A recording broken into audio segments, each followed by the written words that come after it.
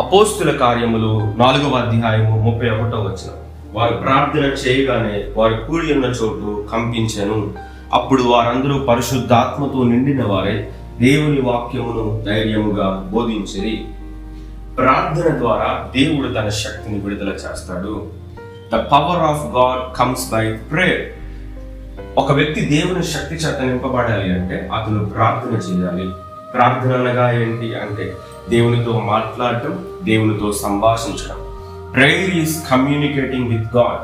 ప్రార్థన దేవునితో మాట్లాడే ఆ అనుభవాన్ని ఇస్తుంది. Prayer enables us to communicate with God.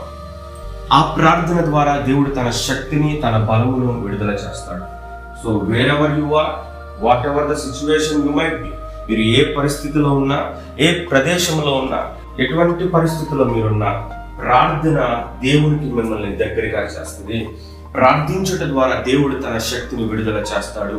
దేవుని శక్తిని ధరించుకుంటే మనము ఘనమైన కార్యములు చేయగలుగుతాం. Keep on praying. మీరు ప్రార్థిస్తూ ఉండండి. అన్ని వేళలా, అన్ని సమయాల్లో ప్రార్థిస్తూ ఉండండి. దేవుడు తన శక్తిని మీకు విడుదల చేయనుగాక. ఆమేన్.